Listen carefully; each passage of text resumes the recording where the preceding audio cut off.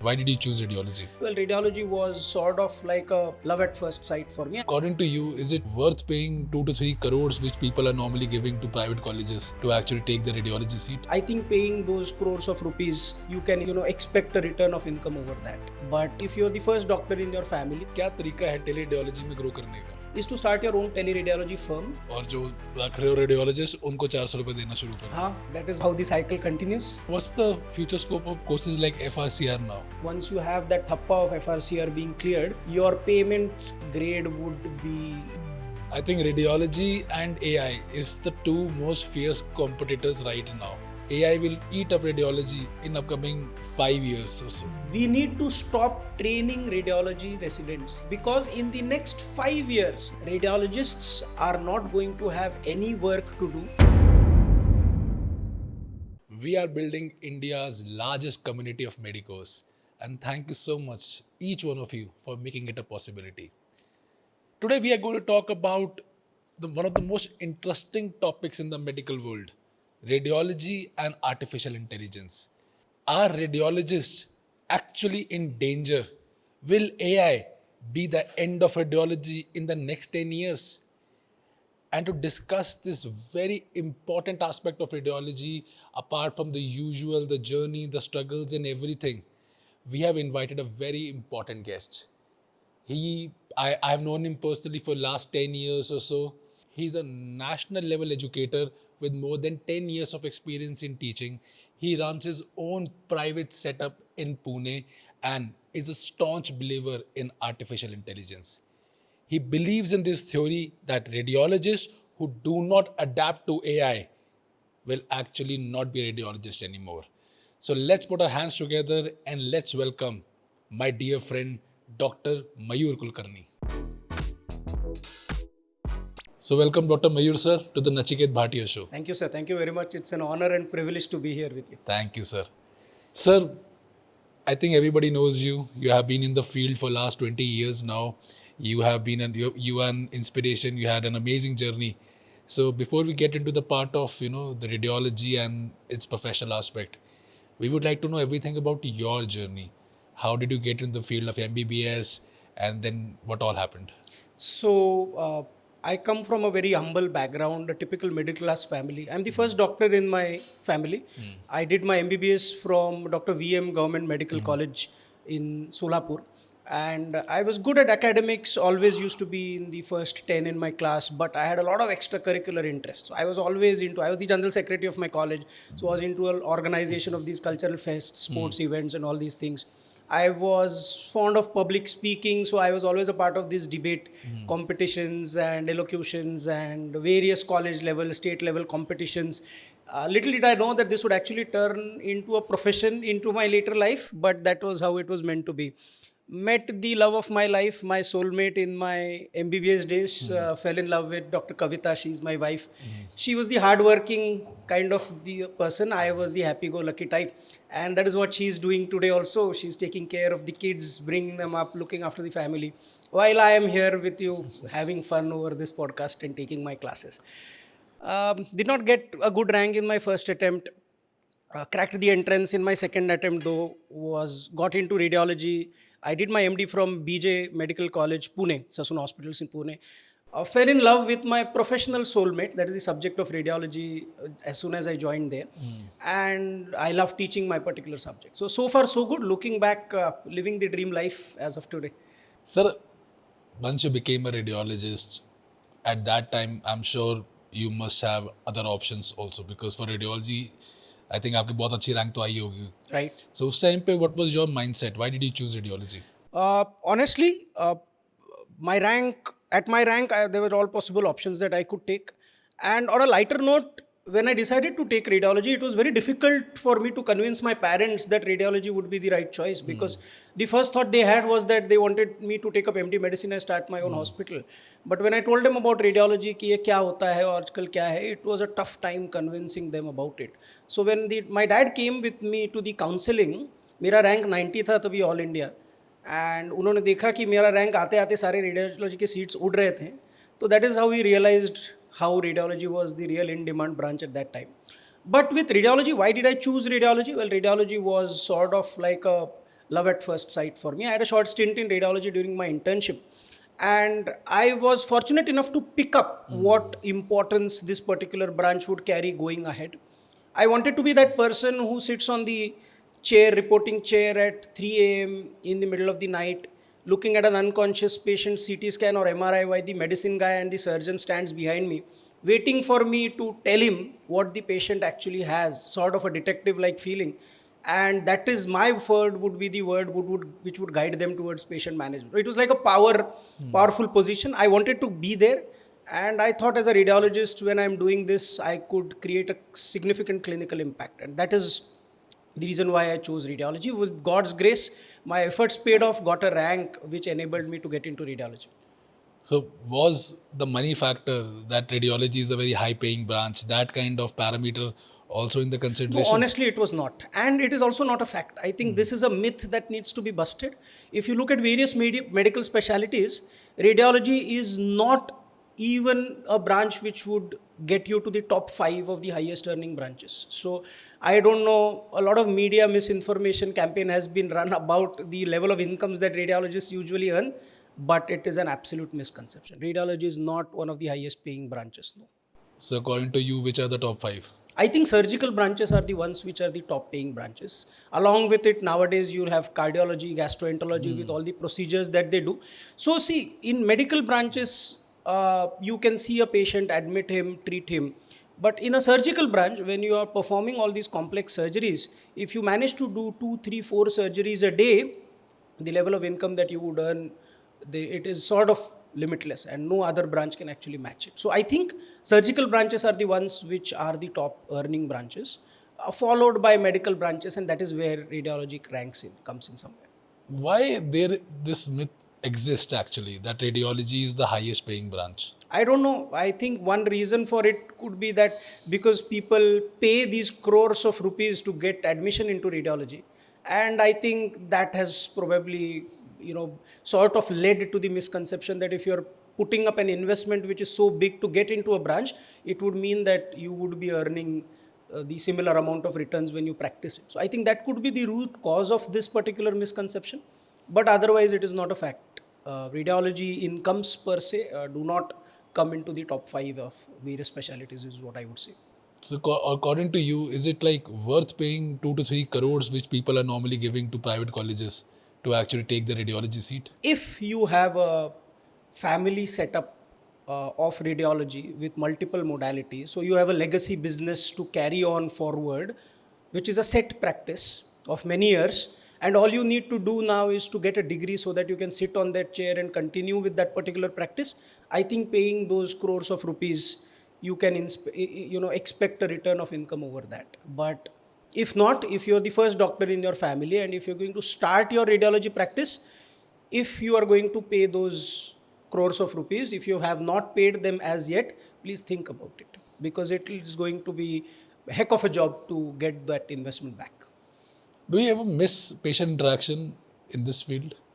I don't, because of the specialty that I practice in. I currently practice in fetal medicine and advanced ultrasound imaging.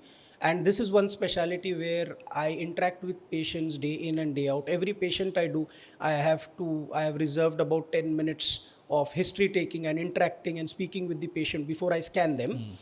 This thought that radiologists usually do not interact with patients is more limited to a small subset of radiologists who only do CT scan and MRI reportings in their reporting rooms.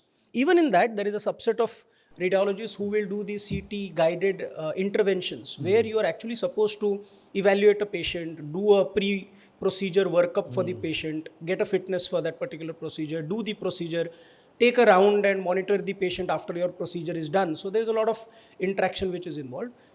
Least I can say is about therapeutic branches, applications of radiology like interventional radiology, where you are the primary doctor who is going to treat that particular patient. So it's all to do with the patient there. So I don't miss it. In fact, I have a lot of patient and clinical interaction day in and day out with all my patients when I'm doing these scans.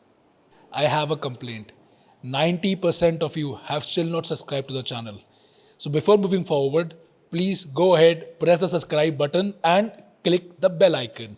So you just told us that there are subsets of radiology. How many subsets are there in total, and which all they are? So nowadays, if you see that there is an overall general trend towards specialization in radiology. So if you're asking about the various modalities that a radiologist can work in, so you can be a general radiologist where you can do X-ray reportings, ultrasound scans, do CT, MR reportings as well. Or over time, the trend nowadays, especially in tier 1 cities, metro cities, is choose one particular modality and try and become an expert of that particular one. So like you can do exclusively ultrasound practice. Even in that, there are specialties like fetal medicine which is coming up. There are specialties like advanced gynecological imaging. If you look around, there are so many IVF centers which are coming up. So they require a certain specific kind of assessment. They require an endometrial receptivity assessment before they do the embryo transfers for them. So this is some high level work that radiologists have started doing now. If you're doing CT MR reporting, there are specific fellowships like musculoskeletal imaging, which is a very in-demand kind of a specialty right now. There are only few seats available throughout the country and people are competing intensely for that. Neuroimaging is coming up. You can go for the therapeutic part of radiology, which is the interventional radiology. There are postgraduate DM and DRNB courses which are available. These are 3-year full-time residency courses which train you for various intravascular as well as other interventions. So you play a very active role in managing these patients then. So out of these, if you have to basically give them a top 5 listing, the top being the highest paid fellowships, how would you rate them? So as far as the revenue part or the earning part is concerned, I think interventional radiologists would earn a lot because it is like a surgical branch, to be honest. So if you do 3 procedures a day or 5 procedures a day, right, you're going to earn a lot of money doing those procedures, just like a surgeon would do. So that would be the top earning one. Then as you move up on the value chain, see, the money that you earn is basically going to be a reward for the value that you add to the system.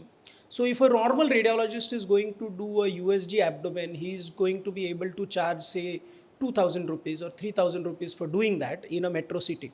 But if you're doing an ultrasound that includes the Doppler of the hepatic portal system, or you're able to do a pelvic ultrasound with endometrial and uterine Dopplers for the IVF consultant, you will be very well be able to charge say 5000 rupees for the same scan. So as you move up on the value chain, you'll start earning more.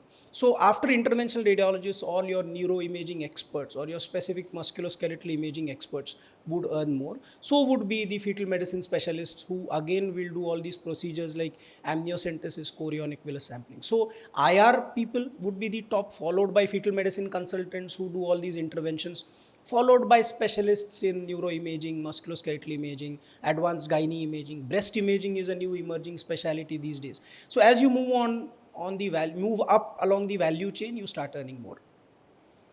Boss, there are 2 ways to get into a super specialized field. One is through the proper degree, DM, DRNB, but also there are a lot of fellowships coming up. Can we equate both of these?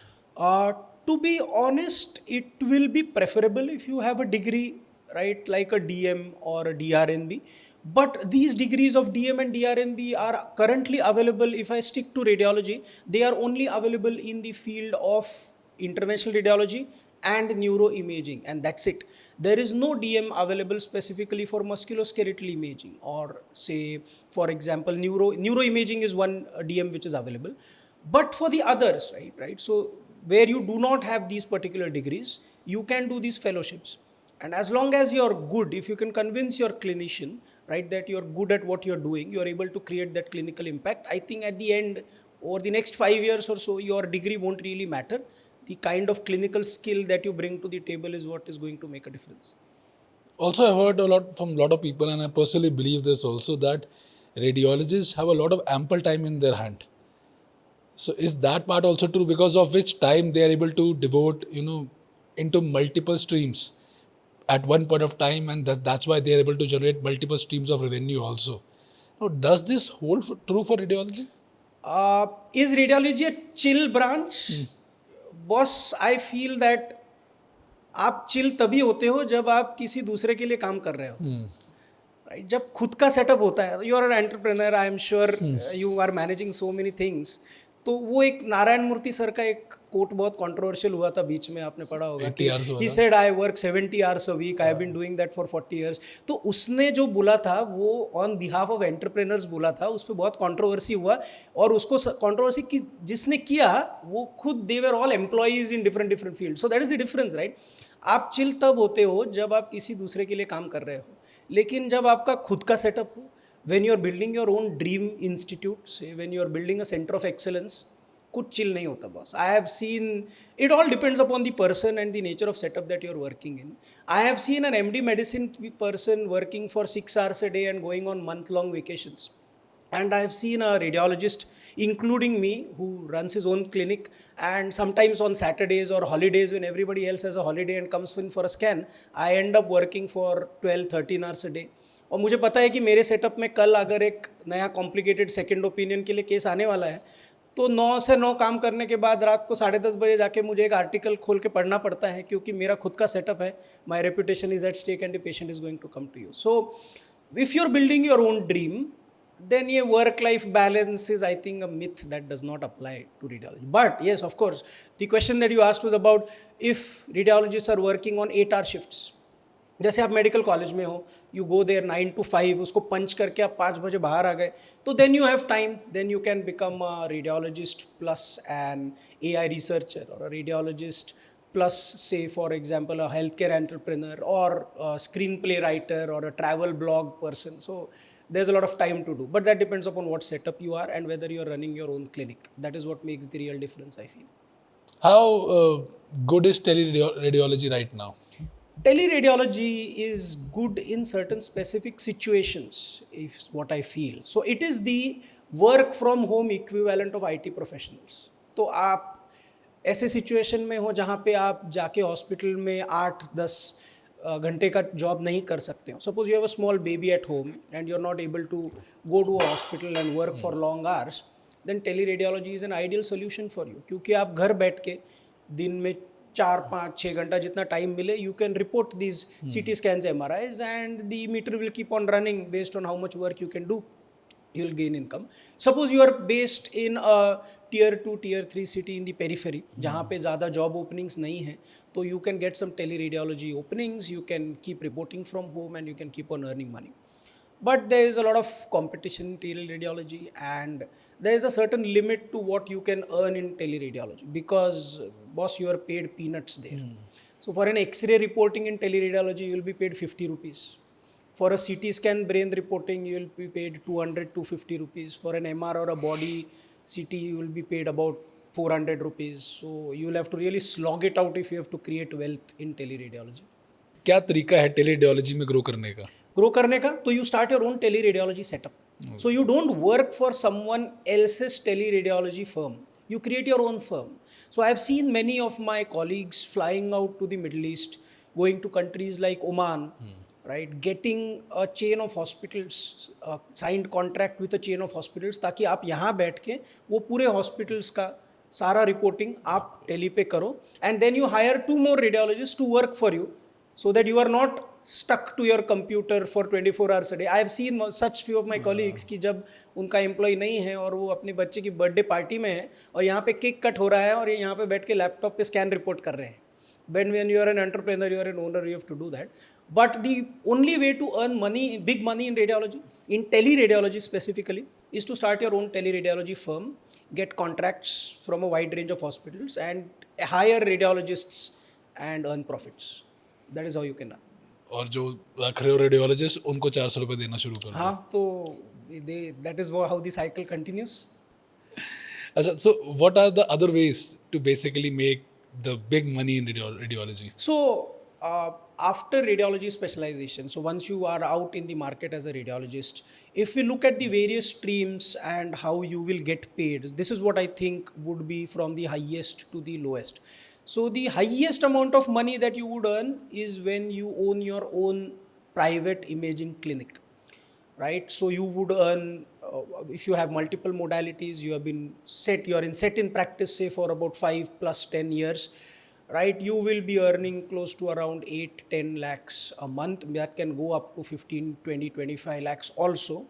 But that comes at a cost of making all this big financial investment, all the management related risks, all the legal liabilities that you take on your head, and most importantly, you end up being overworked in these kind of setups because it is your own clinic. You have to run it for 7 days, right? 24 by 7, right? All 365 days.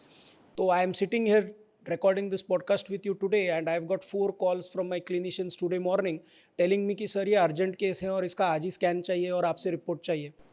So before coming here on the way in the cab, I was busy diverting these patients to my clinics where my other fellow colleagues are working today. So that comes at the cost of it.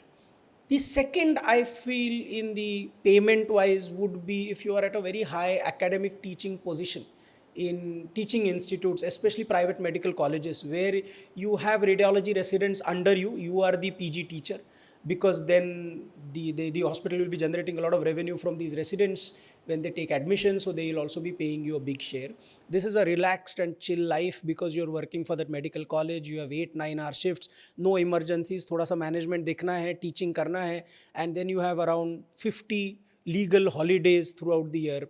There are vacations. This is the second one. A little bit, so this is where associate professors would be paid around 4 to 5 lakhs a month, right? Even more than that in certain situations.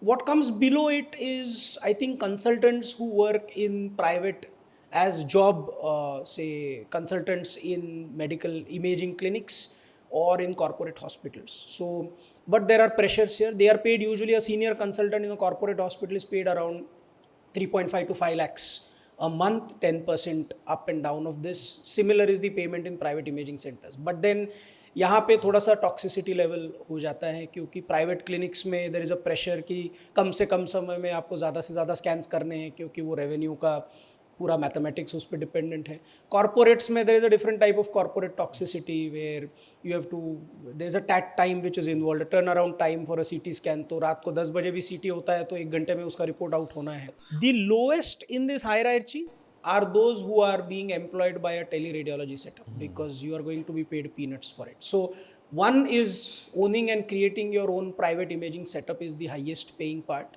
2 is teaching positions in private medical colleges. 3 is consultants in private imaging clinics and these corporate hospitals. And the lowest one would be the teleradiology people who are going to report these scans. I think that would be the earning hierarchy from maximum to minimum. You just talked about corporate toxicity. Have you seen a scenario where the corporate hospitals are giving targets to the doctors? No, I have not. I think that is something that does not happen with radiology per se, if I have to answer as far as radiology is concerned. Because radiology, if you see, more or less is a slightly dependent branch. A patient will come for a CT or an MRI only when a clinician would advise a CT scan or an MRI. Right, so I think this target related part would apply more to these clinical branches where the surgeons and physicians could be given targets to, advise these investigations or get these surgeries done.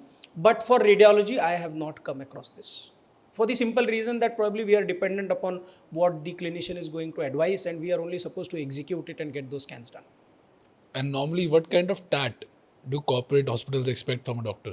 From a doctor, that depends upon in the department. As far as an emergency CT scan is concerned, the report has to be out in 30 to 60 minutes once the CT scan is done. For MRIs, the TAT is slightly higher because the scan itself takes some time and it's not always an emergency except for a few situations like stroke and all. So strokes, all these trauma related conditions, there is a TAT of about 15 to 30 minutes or at max 60 minutes in non-critical cases.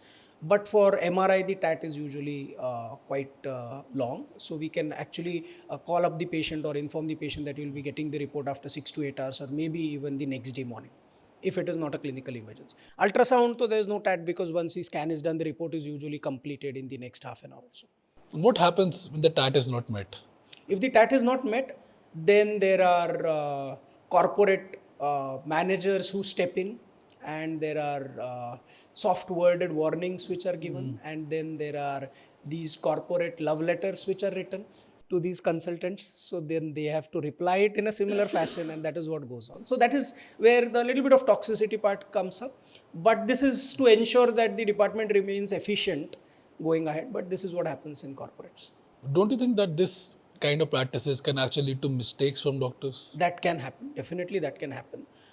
So that is what adds to the pressure while reporting it. So you wake up at 3 o'clock in the middle of the night and you know that you are supposed to report this particular scan in the next 10 minutes with that clock hanging over your head. So it is bound to push radiologists to their limits. Sometimes they do mistakes with this. Yes, that does happen. Unethical है. Unethical है, but corporate practices follow करने के लिए करना पड़ता है. और क्या टॉक्सिसिटी होती है? Toxicity होती है in corporate setup. If I have to say, there is a certain type of communication that is to be followed with patients, क्योंकि वहाँ पे आने वाला patient तो जो government hospital में patient जाता है उससे अलग है. तो you have to maintain that particular level of communication with that particular patient. तो there are deadlines as far as reports are concerned, is what we have discussed. कभी कभी गलती होती है तो कुछ सीनियर झाँप देते हैं, रेसिडेंट्स को थोड़ी झाँप सुननी पड़ती है. ये तो मतलब this is right now a very normal scenario in every hospital, I think. More or less, yes, that I agree. And what about government hospitals? Government hospitals are usually overworked. There is a huge burden. Yeah, when we speak of toxicity in practice, I would want to make a very clear distinction here. You need to identify whether it is hectic or whether it is toxic.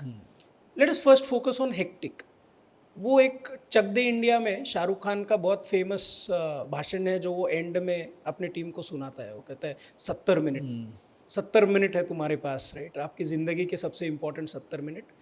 तो if a person is joining, if my student is joining radiology residency right today, I will tell him that 3 साल है तुम्हारे पास, ये तुम्हारी ज़िंदगी के सबसे important 3 साल हैं. It has to be hectic. You have to develop a thick skin, क्योंकि ये वही 3 साल हैं, ये केवल these are the only 3 years in your life where there is someone who is ready to legally be responsible for your mistakes.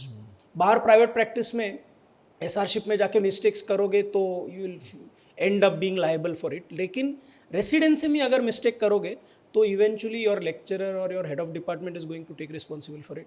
So you have to ensure that you work the maximum during your residency days. So I would want to take a contrarian opinion here as to what goes on usually on social media and say कि residency is meant to be hectic, right? आपको ज़्यादा से ज़्यादा काम करना है. मुझे याद है जब मैं जूनियर रेसिडेंट था और मैं एमआरआई में पोस्टेड था, तो we had a culture in our department कि पिछले महीने में अगर मेरे कॉलीग ने एमआरआई पोस्टिंग में 250 एमआरआई स्कैन्स किए हैं, तो मैं ये ठान के बैठता था कि इस महीने मैं 300 करूँगा.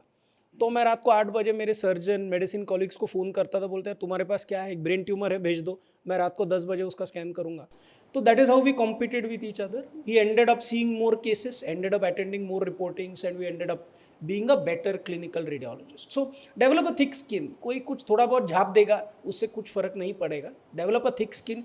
Get ready for a hectic lifestyle for the next 3 years, because once you build this strong foundation, your life is going to get easier after that. This is what I strongly believe, right? I don't think many people would agree with me on this, but this is what my opinion is. This is what I have practiced. The second part now comes to being toxic. Right? जब कोई आपको physically abuse कर रहा है, mentally abuse कर रहा है, financially monetarily abuse कर रहा है, आपको बिल पे करना पड़ रहा है पूरे डिपार्टमेंट के फूड का, तो वो सही नहीं है, right? You need to have support groups around you. You need to report it on social media and you need to report it to someone like doctor Nachiket Bhatia who takes up these issues and creates an impact on ground. Just trying our best, sir. No. But it must be working because people know who you are, so they took note of it. And मुझे पता है कि अगले दिन HOD जाके बुलाता होगा, सबको पूछता होगा कि क्या हुआ, ये ऐसा क्यों आया है, राइट?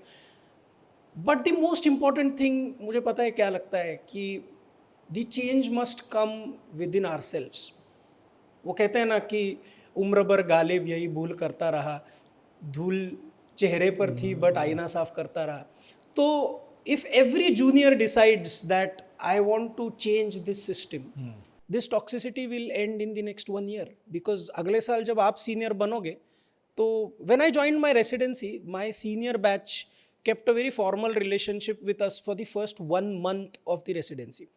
1 महीना ख़त्म होने के बाद एक दिन उन्होंने हमको सबको कैंटीन में बुलाया और बोला कि आज से तुम लोग जो हैं ये हमको सर मैडम नहीं बुलाओगे, we are like friends here. Why? Because they had a very toxic senior batch and they had hell of a residency experience. So they decided together that what we faced, our juniors will never have to face. and that was the turning point. So we had a great residency, developed great friendships, enjoyed. That was the best time of our life. So अगर हर एक junior resident आज decide करे कि अगले साल जब मैं senior बनूंगा, मेरा जूनियर आएगा, तो मैं उसको प्रोटेक्ट करूंगा, राइट, उसको तंग नहीं करूंगा, उसको टॉक्सिसिटी को एक्सपोज नहीं होने दूंगा, right. So I think this will change very quickly. But why is that not happening? It should happen, right. कोई एक बंदा डिपार्टमेंट में टॉक्सिक हो सकता है, एक लेक्चरर एपी बहुत टॉक्सिक है, उसने झाप दिया जूनियर को सबके सामने. अगर सीनियर उसको बाद में एक हाथ कंधे पे रख के बोल दे, यार तू लोड मत ले, ये बंदा ऐसे ही है, हम लोग मिलके कर लेंगे, तो I think the problem is solved there, isn't it? So this is the best way to change this system. So don't you think that जैसे कभी भी आप किसी कॉर्पोरेट कंपनी को ज्वाइन करते हो तो आपका एक इंडक्शन सेमिनार होता है, क्या हमारे रेजिडेंसी से पहले सारे जो नए स्टूडेंट्स आ रहे हैं इनका एक सेमिनार नहीं होना चाहिए to make them understand how things happen here? Because you know the biggest fight that I have seen between the second and the first year is, let's suppose the second year, as you said, that they had a very toxic relationship. Now what is toxic is that they are being asked to work, for example, let's suppose from morning 9 a.m. to evening 9 p.m. Correct. That's a 12-hour shift with couple of hours extra, might be 4 to 5 hours extra. Correct. Now they have seen this working hour. When the new batch comes in, even when they try to be friendly, because they are trying to be friendly, but they are expecting the working hours to be 12 hours again, 12 or 15 hours, because this is what they have done. And the new guy doesn't know what exactly are going to be my working hours. Correct, correct. Normally they are told कि आपको सिर्फ 7-8 घंटे काम करना है, और बाद में पता चलता है कि यार नहीं, ये तो 15-16 घंटे जा रहा है. जो सेकंड ईयर के लिए नॉर्मल था क्योंकि उसने अपने टाइम पे किया, फर्स्ट ईयर के लिए वो टॉक्सिक होता जा रहा है, और ये चीज़ें आगे बढ़ती जाती हैं. And this is where the friction comes in, this is where the things come in कि हमने तो किया अपने टाइम पे, तुम क्यों नहीं करोगे? करेक्ट. तो इन सबको कैसे कंट्रोल में लाया जाए? This is the point that I am trying to ask you. How to get everything in control so that the person knows this is going to be my working hours. Alright, it is going to be 15 hours. Now it is my choice whether I should take this residency और not. Because if I am not ready to work 15 hours, तो गाली गलौज होगा ही second और first year के बीच में. Correct, very true होगा.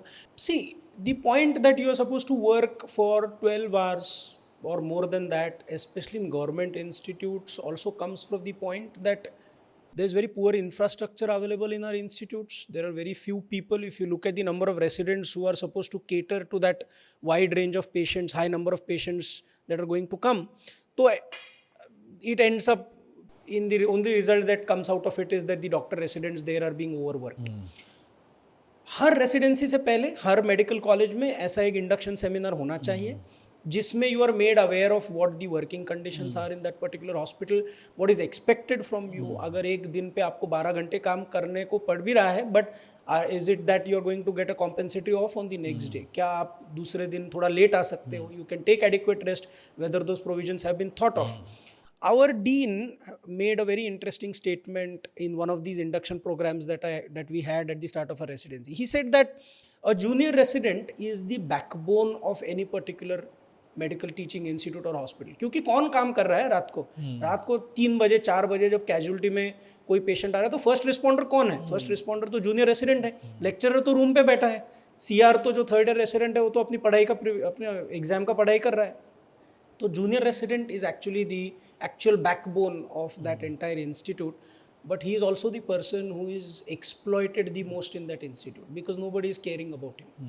So I definitely agree there has to be a sort of an orientation or an induction seminar where they are explained about कि इसमें terms क्या हैं, आप इतने घंटे को काम करना अगर expected है तो उसके बाद what measures are in place so that to ensure you're not overworked. I think when we become seniors, we are supposed to give it a thought and try to bring about a change from us.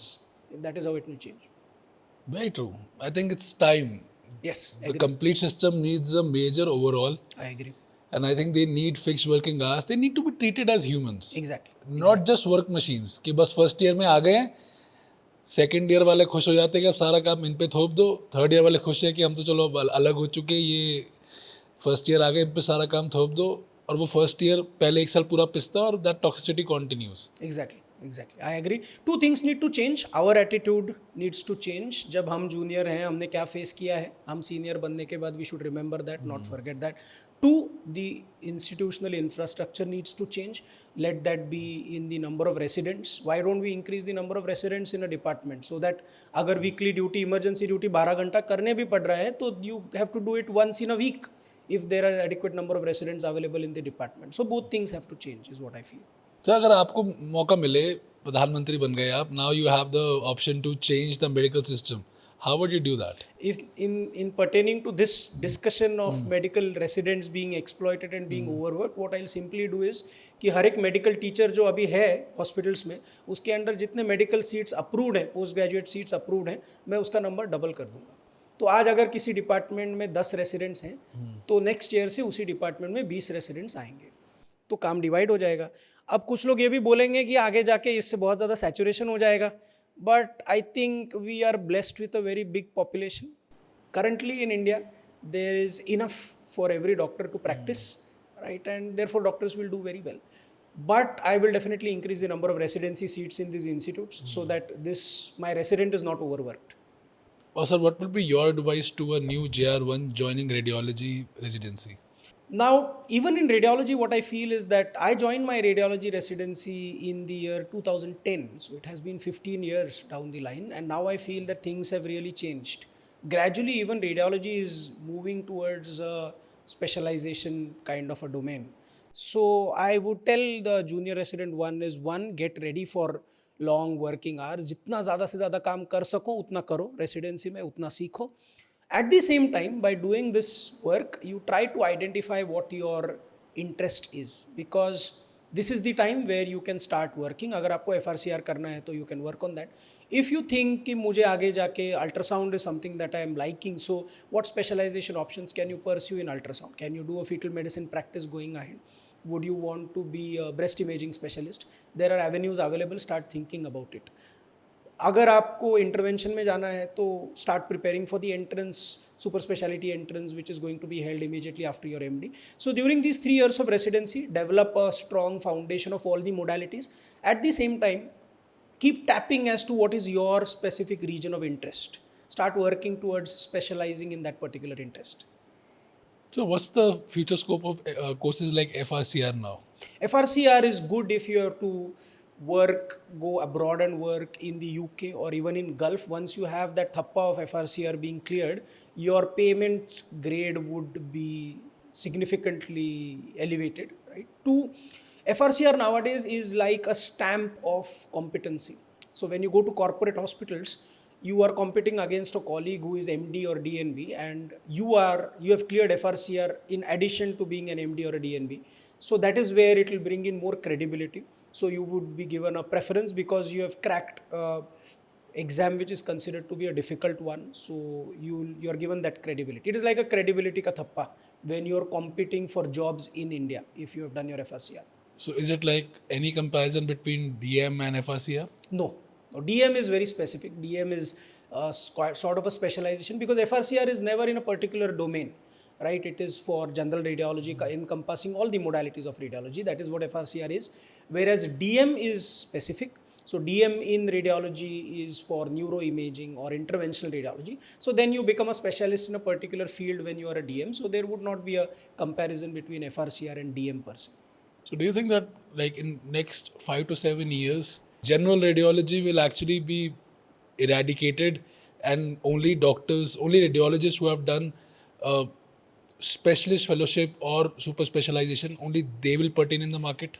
In metro cities, tier 1 cities, at the heart of tier 2 cities, specialist radiologists are going to take over the game in the next 10 years. But if you move to the periphery of tier 2 cities, tier 3 cities, if you are into, say, practicing in the rural areas, say if you're doing tele-reporting, there will always be a demand for general radiologists because there will be basic scans which have to be done and reported.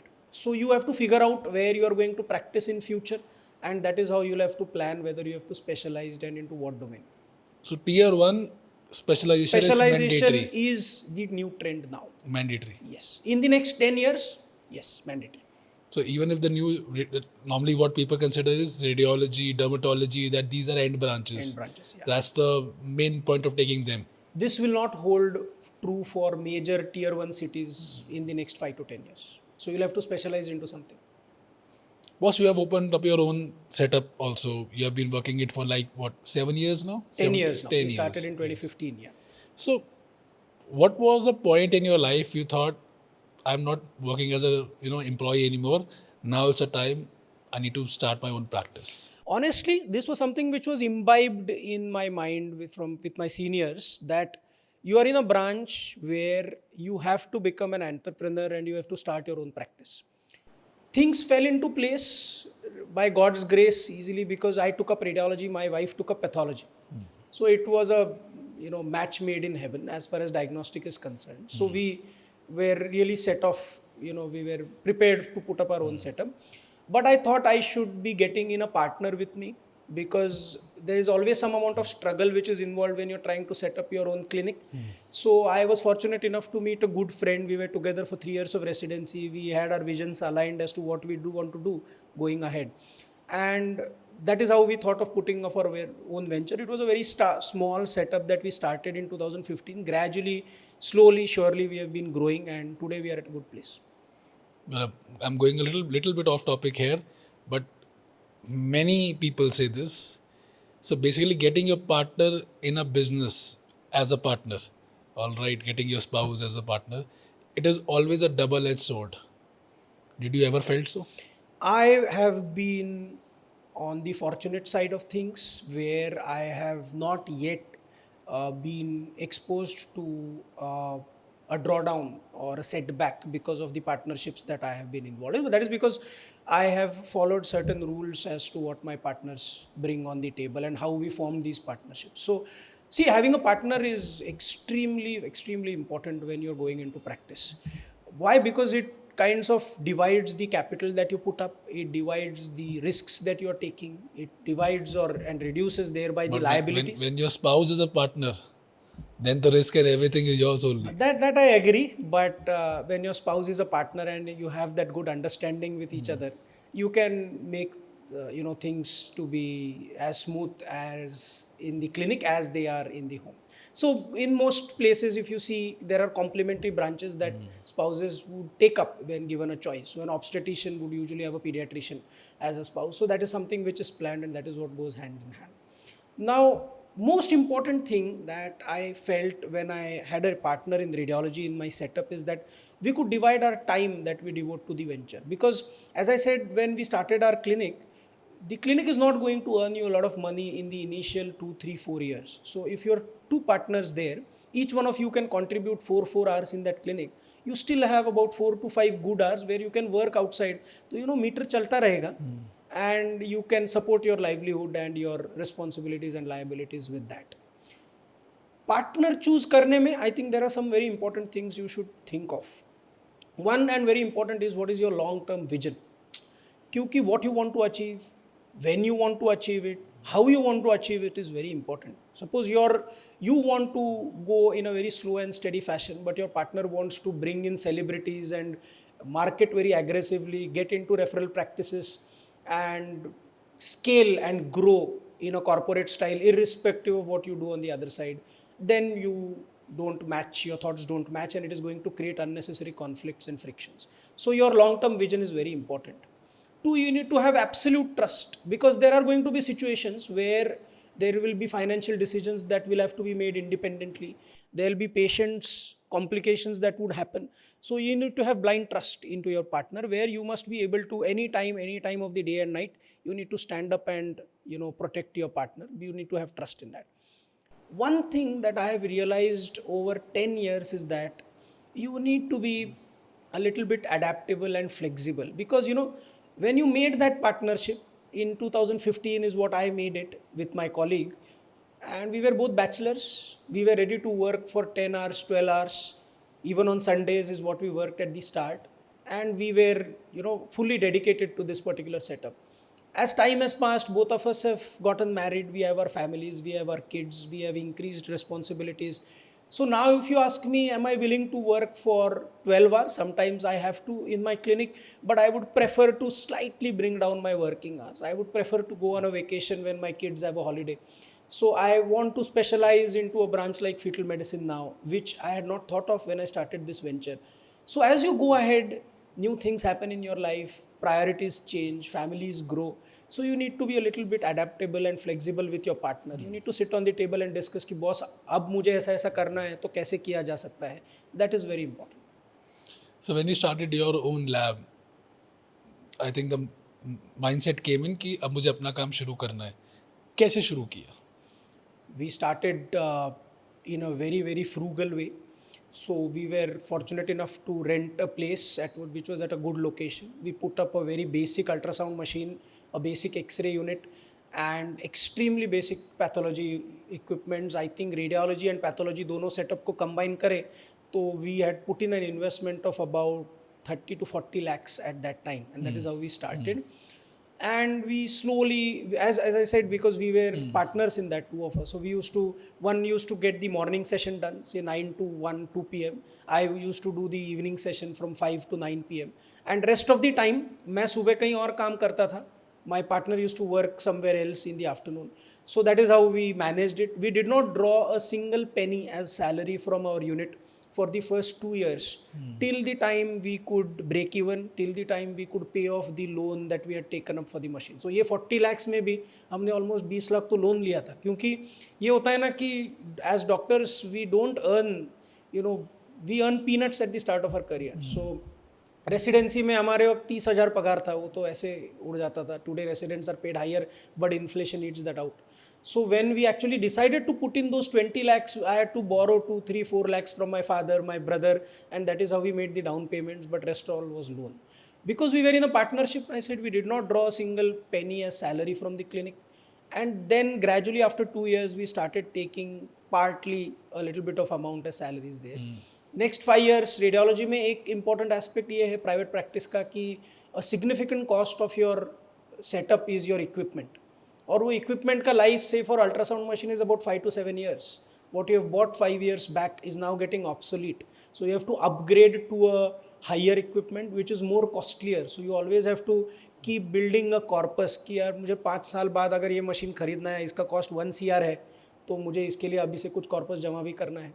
So that is where we thought, we grew very slowly. We did not go into any aggressive marketing practices. We thought we'll focus on our main core competence, that is good reporting, good communication with our consultants. And that is what has got us here after 10 years.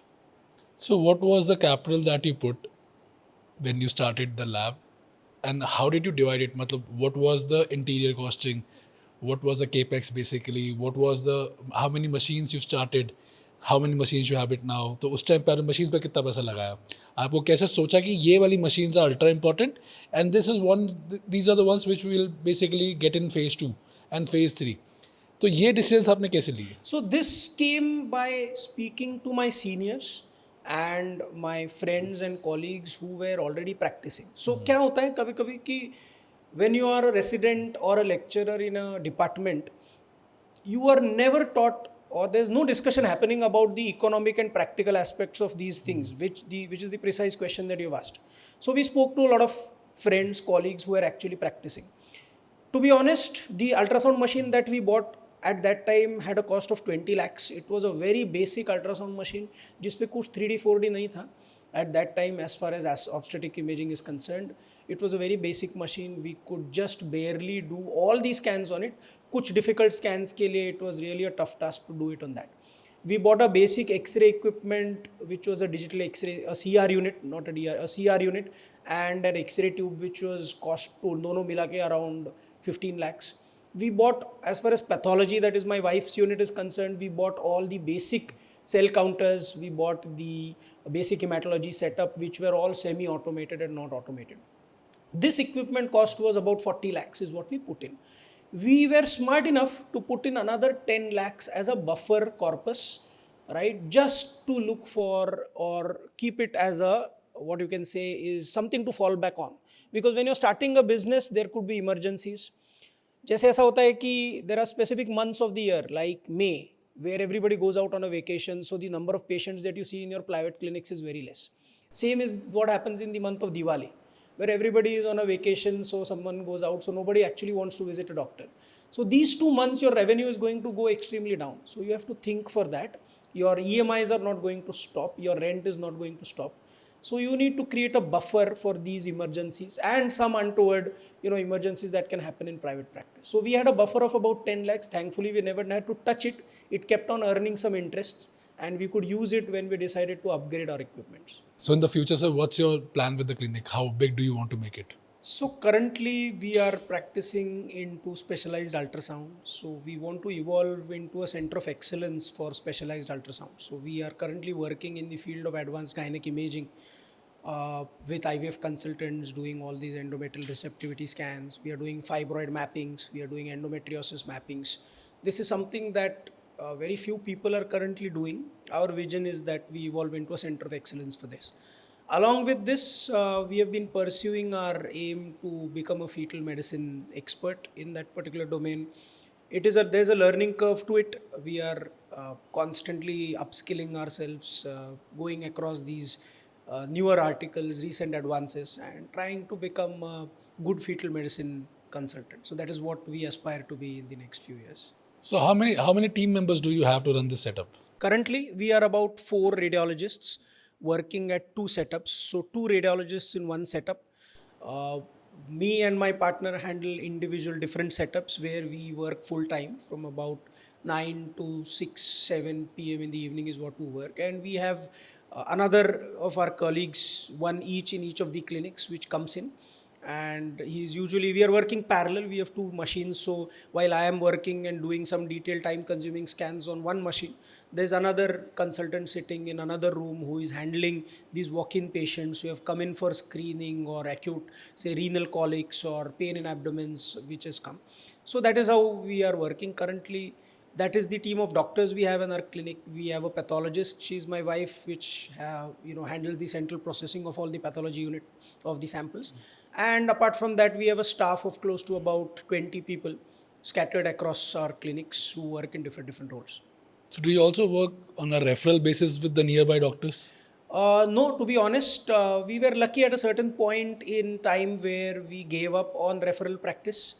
And fortunately, by God's grace, because of the work that we are doing and specializing into, currently we have avoided biting this bitter pill. मतलब बहुत लोग इसको unethical मानते हैं कि radiology labs pathology labs they take commissions from nearby doctors और they give commission to near They by give commissions to nearby doctors. They give commissions. Yes. तो आपके सबसे पहली बात ये अनएथिकल है या नहीं? ये unethical definitely है. The profession that we are in, the oath that we took, this kind of practice does not align with what we had sworn by at the time of becoming a doctor.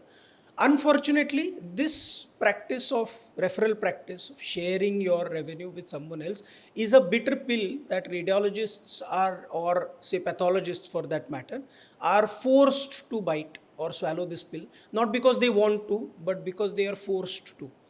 If you think about it, in some part of practice, radiology, pathology is still a dependent branch. We have to depend on a clinician to send or refer his patient to our clinics. And there are a lot of options available for a clinician around him where he can send his patient for doing certain tests. And that is the reason why this practice has come into picture. It is an absolutely unethical practice. It should not be followed, but the harsh reality is that it is a bitter pill that radiologists, pathologists are forced to swallow.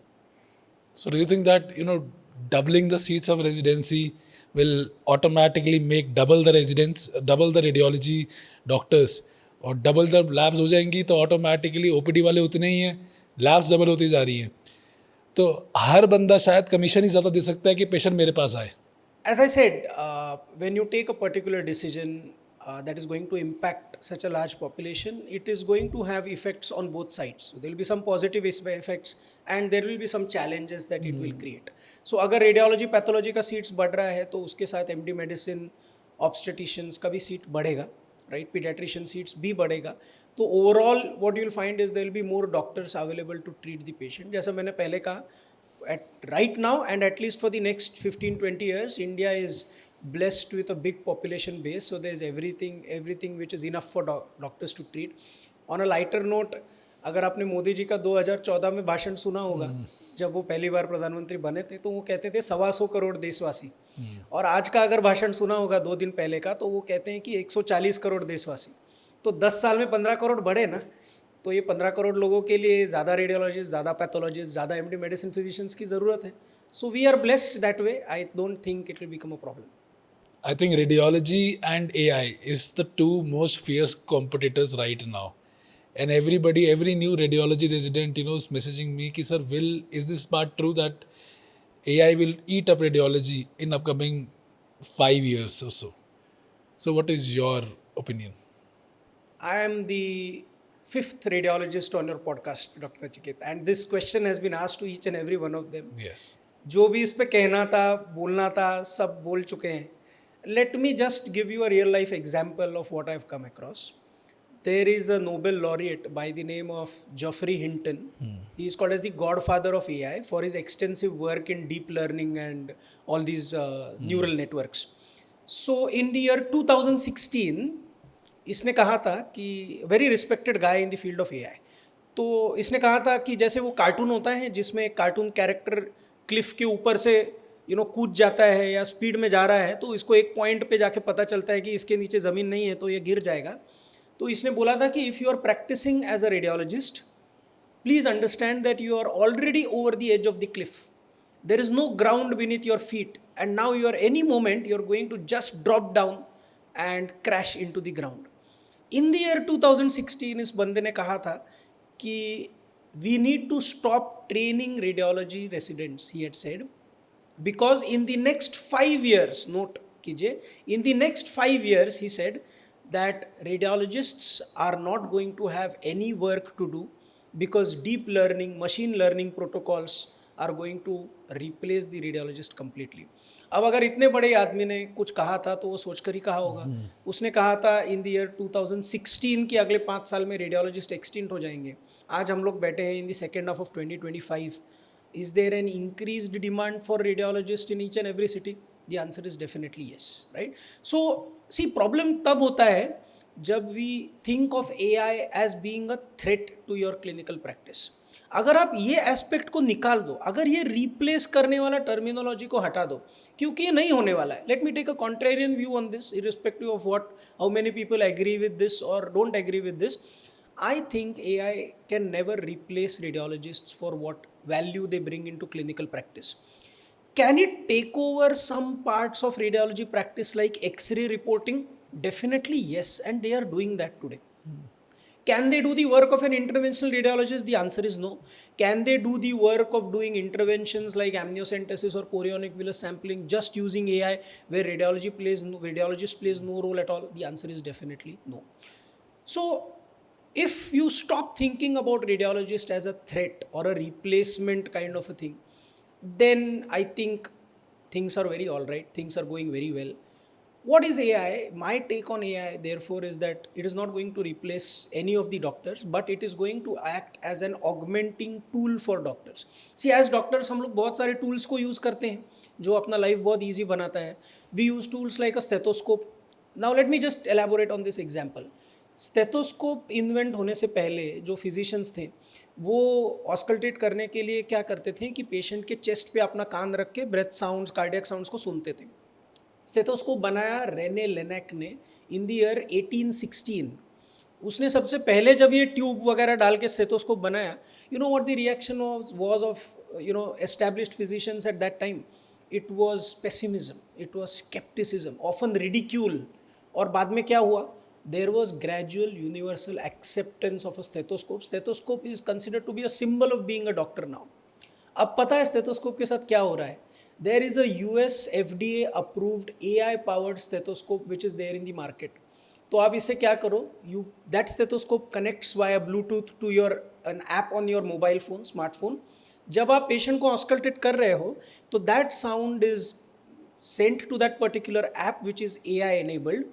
The AI protocol in it listens to those breath sounds or the cardiac sounds, और जब तक आपका auscultation खत्म हो रहा है आपके mobile पे ऐप के अंदर you are given a provisional diagnosis.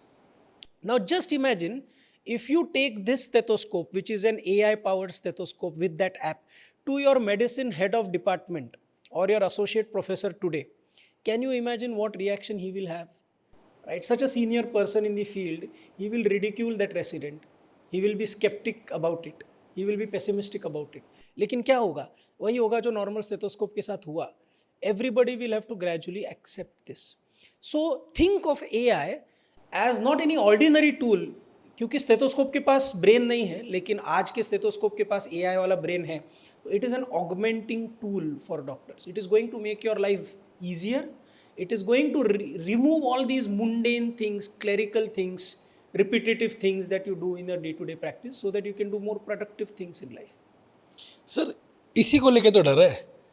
अब आप समझिए कि जो आपने अभी बात करी वो कान लगा के सुन रहे थे या वो स्टेथोस्कोप से सुन रहे थे. ऑस्कलकेट करके मर्मस को समझना ही तो स्किल था एक डॉक्टर के पास. Correct. आज उस AI पावर स्टेथोस्कोप ने वो स्किल हटा दी है.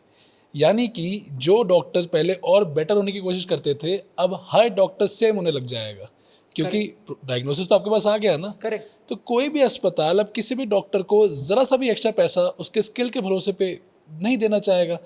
वो कहेगा कि ठीक है, एक जनरल OPD जनरल मेडिसिन करा हुआ आदमी और एक DM करा हुआ आदमी अगर आज स्टेथोस्कोप यूज़ कर रहा है तो उसके पास सेम डायग्नोसिस आ रहा है, जिसके अंदर basically the parameter of mistake is almost negligible. तो आने वाले टाइम के अंदर कोई किसी DM को ज़्यादा पैसे क्यों देगा जो काम एक जनरल मेडिसिन डॉक्टर या even an MBBS can do. तो ये डर क्या सही नहीं है? Correct. I get what you're getting to. But there is a very big question here as far as the legal or the ethical liability of that particular diagnosis is concerned. Now, हम लोग बहुत साल से सुन रहे हैं कि एक self driving car बन जाएगी, ऑटोनोमस ड्राइविंग आ जाएगा. एक एप्पल कंपनी का सीक्रेटिव प्रोजेक्ट था जिसका नाम था प्रोजेक्ट टाइटन. इन्होंने ये शुरू किया था 2014 में. They did not announce it officially, but आज उसका पूरा हिस्ट्री अवेलेबल है. 2014 से लेके इन्होंने कोशिश किया, सारे ट्रायल्स तक गया. Do you know what happened to that project? That project was shelved. It was stopped in the year 2024. क्यों? क्योंकि हमारा जो एरर रेट है, मान लो कि आज एक ऑटोनोमस ड्राइविंग कार एप्पल का यहाँ पे आ जाता है, will you feel safe sitting in that car and going on a highway when the car is driving at about 200 kilometers per hour? The answer is no. You need a human sitting in the driver's chair. भले ही वो ADAS system से आजकल तो हम लोग गाड़ी highway पे चला लेते हैं, बट वो ह्यूमन इंटरवेंशन की वहाँ पे ज़रूरत होती है. वी आर नॉट, अगर मार्जिन ऑफ एरर जो आपने बात की, अगर मार्जिन ऑफ एरर से 0.5% भी है, तो अगर हम लोग वो 0.5% का रिस्क कार में बैठने के लिए नहीं ले पा रहे हैं, तो will you be able to take that 0.5% risk when you are interesting your life in the hands of your doctor? True. So that is where the role of the clinician will come in. Diagnosis तो कर लेंगे. आज भी जब आप ECG करते हो तो ECG के मशीन पे जो स्ट्रिप आता है उस पर प्रोविजनल डायग्नोसिस लिख के आता है, तो उससे डॉक्टर का इंपॉर्टेंस तो कम नहीं हुआ है. The doctor's importance will now come in where the app has given say 2 differentials. ये 2 डिफरेंशियल्स में से क्लिनिकल प्रोफाइल को देख के कौन सा ज़्यादा लाइकली है, यहाँ पे डॉक्टर का एक्सपीरियंस आएगा. और when you make the management related decisions as far as the patient's treatment is concerned, that is where the doctor is going to play. और यहाँ पे तो AI का कुछ भी रोल नहीं होगा. तो as I said, AI is going to make your life easier. It will bring you to a higher pedestal, but it will stop there. उसके बाद का when you are dealing with human lives, you need to have a human being with a lot of experience to take care of that. Sir आपकी क्या advice रहेगी to new radiologist, how to equip themselves with AI, how to adapt to AI? उनको क्या क्या आना चाहिए जो आपको लगता है अगले 5 साल के अंदर ये तो एज अ रेडियोलॉजिस्ट आपको AI के बारे में इतना तो आना ही चाहिए? Right. So, see, हमने अभी बात किया whether radiologists will be replaced by AI or not, and my take is that they will never be replaced. But I have another take on as far as this replacement debate is concerned. What I firmly believe is that radiologists using AI are going to replace radiologists who are not using AI. Very true. Right. So, अगर आप AI use नहीं कर रहे हो आपके practice में, तो इसका मतलब आप इनएफिशिएंटली काम कर रहे हो. जैसे for example, there are multiple X-ray reporting softwares which are available today. So if I have to report say 100 X-rays today in a hospital, right, in a reporting room that I go, it takes me about 2 hours. So 2 hours every day I am spending reporting those x-rays. What if I can use an USFDA approved software which will pre-screen all these x-rays, prepare provisional reports for me, और फिर अब मुझे जाके क्या करना है, मुझे केवल एक्सरे देखना है और इसका प्रोविजनल रिपोर्ट देखना है और इस रिपोर्ट को वैलिडेट करना है. तो जो काम करने में मुझे 2 घंटे लग रहे थे, आज मैं 30 मिनट्स में उसको कंप्लीट कर पा रहा हूँ. तो मेरा टाइम एफिशिएंसी बढ़ा, मेरा प्रोडक्टिविटी बढ़ा. right? That is how in each and every field, right, of each and every modality, AI is basically going to increase your efficiency. And that is why you need to use AI.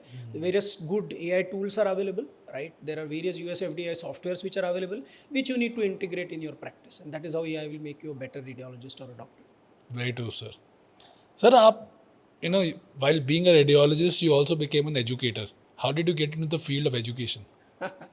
I have a very nostalgic feeling coming here and speaking to Dr. Nachiket Bhatia, because the reason I am here in this field is because of Dr. Bhatia sir, that is Dr. Mukesh Bhatia. So I remember I had cleared my entrance exam and I called up Dr. Bhatia sir and I told him that I am a student of DBMCI and I have cracked this entrance exam, and he congratulated me and he said, please come to Delhi and meet me and be my guest. I wanted to meet him for a specific reason. So मुझे याद है कि 24th of February 2010 को मैंने एक राजधानी का ticket book किया था जिससे मैं दिल्ली आया था, एक फ्रेंड के पास एम्स में रुका था. And next day the first time I met doctor Mukesh Bhatia sir and मैं एक 1 hour का एक orientation talk, motivation talk for PG aspirants जो एंट्रेंस एग्जाम देने वाले हैं, ये बना के आया था. He called me to one of his centres. I gave that talk in front of him and he asked me to attend one pediatrics class which was going on in the neighboring classroom. And then he said that this talk is good, but I will not fly you around the country for a 1 hour talk. So can you teach a subject for me, he asked me, because I was speaking well. I know I was a good communicator. So I said, sir, ऐसे कैसे मैं कोई subject पढ़ा सकता हूँ? तो उन्होंने बोला कि आप कोई भी सब्जेक्ट पढ़ा लो, बायोकेमिस्ट्री पढ़ा लो, आपने अभी तो पढ़ा है अच्छे से. तो मैंने सोचा और बोला कि सर मैं ऐसा नहीं कर सकता, give me 1 year and then I'll teach radiology. So that is what I committed to him at that time. But then he said, अच्छा अभी आपने entrance क्रैक किया है तो why don't you start reviewing or our grand tests and subject wise tests. उस समय पे ऐसा कोई भी पीजी एस्पिरेंट नहीं था जिसने डॉक्टर भाटिया इंस्टीट्यूट का ग्रैंड टेस्ट और सब्जेक्ट वाइज टेस्ट को अपीयर नहीं किया था, राइट? वो जो बुकलेट्स प्रिंट होके आते थे. So I said I can do it because I have a good knowledge of all these subjects. I've just cracked the exam. So that is how I started working with him. For the next 8 years, I was reviewing all the grand tests and subject-wise tests for DBMCI. He gave me my first radiology batch in the city of Pune. It was a DBMCI batch that I took. Outside of Pune, the first batch that I took was in Hyderabad. और मुझे याद है कि वो Indigo का flight था, मैं window seat में बैठ के टेक ऑफ पे रनवे पे था फ्लाइट. तब मैंने मेरी वाइफ को मैसेज किया था कि today I am taking the flight of my dreams. And I have been taking this flights for the past 15 years now. 2011 is what I took my first class with DBMCI. Right? So Dr. Bhatia sir is who deserves credit for it. उसके बाद journey कैसी रही आपकी? So then it was a very, very fulfilling and enlightening journey. With Dr. Bhatia sir, I was fortunate enough to spend a lot of time with him, and I owe to where I am today, if I am anything at all, is due credit to him. मुझे याद है कि वो पुणे आते थे. I was based in Pune, practicing in Pune then. वो पुणे आते थे तो मुझे कॉल करते थे सुबह, कहाँ हो? I used to pick up this call and said, कहाँ हो? मैं डिपार्टमेंट में हूँ. Okay, I am coming 4 PM in Pune, please pick me up. तो then I used to panic because मेरे पास मेरे डैड की अल्टो थी, तो वो मैं सर्विसिंग सेंटर में जाके उसको चकाचक करके फिर सर को रिसीव करने जाता था एयरपोर्ट पे. So then I used to take him to the hotel, take him out for dinner, attend his classes along with him, trying to learn with everything that he did, how he used to interact with his center owners, his students. He identified that I could manage these tests that were going so well at that time and add something value to it. I taught for a few years with Dr. Bhatia Institute, with some other institutes as well.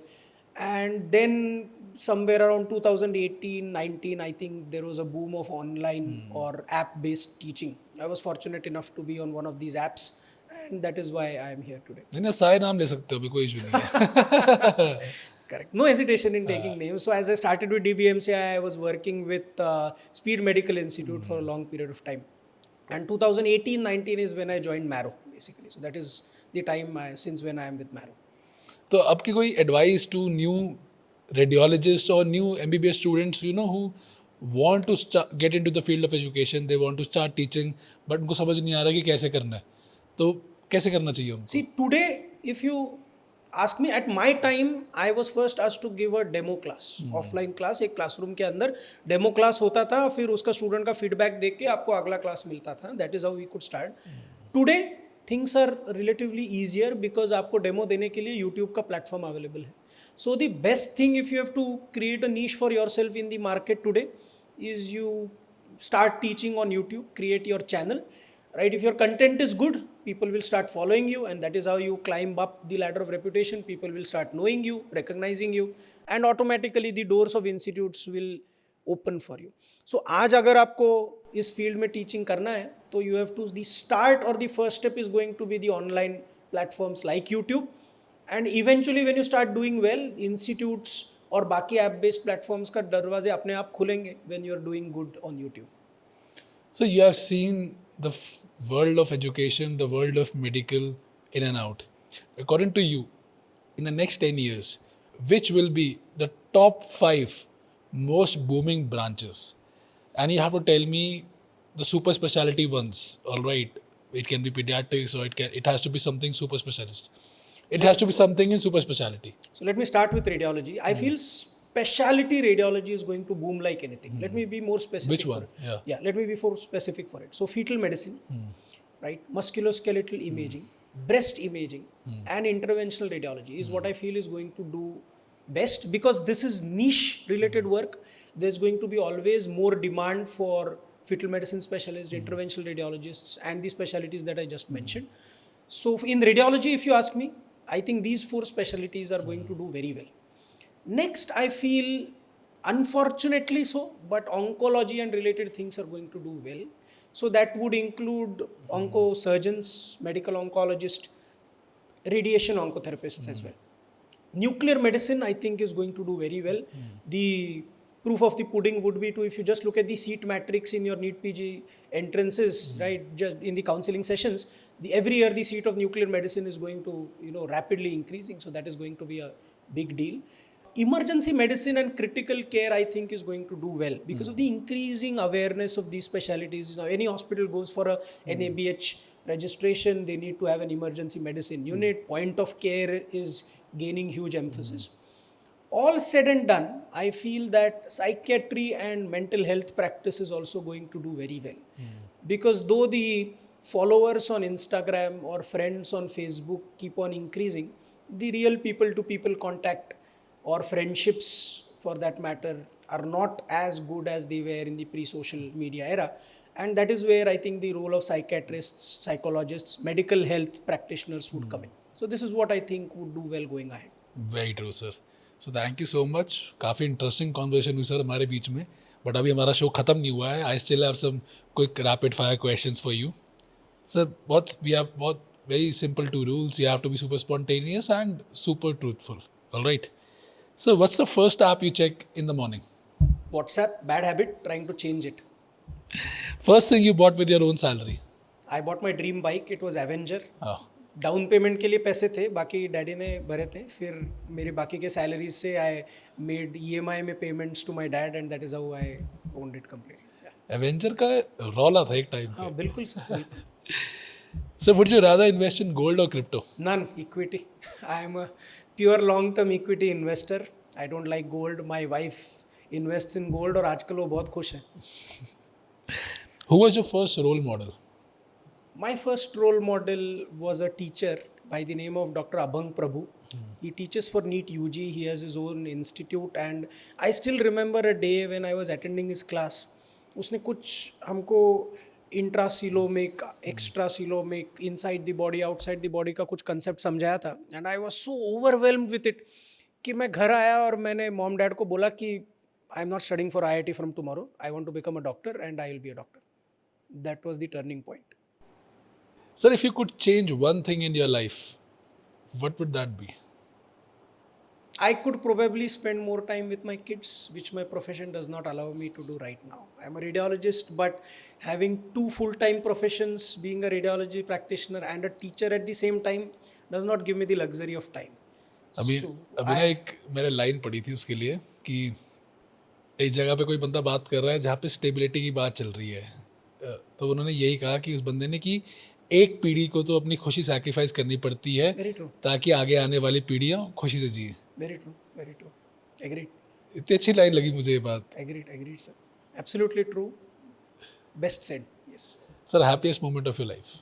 Happiest moment of my life is when I got a rank in my NEET PG in my All India entrance exam and got the rank there. That was something that I wanted to do. I could achieve it and felt very happy about it. Thank you so much, sir. Thank you so much for coming here, enlightening us with your stories, your own struggles, your own success. I believe you are an inspiration and you have been mentoring so many students, and I believe you will keep mentoring lakhs and lakhs of medical students in the future. Thank you so much. Thank you, Dr. Nachiket. It's an honor and privilege to be here. If just one thing I would want to say before we stop, let me congratulate you for the commendable job that you're doing, mentoring students. It's not just about PG preparation, but making them better doctors. In this era, we need some champions who thinks not only about patients but also the doctors who treat those patients and students in these medical colleges. I think in this era, for this generation which is upcoming, you are that champion. Thank you so hats much, off to you. Kudos, keep doing the good work. Thank you All so the best. much. Yeah.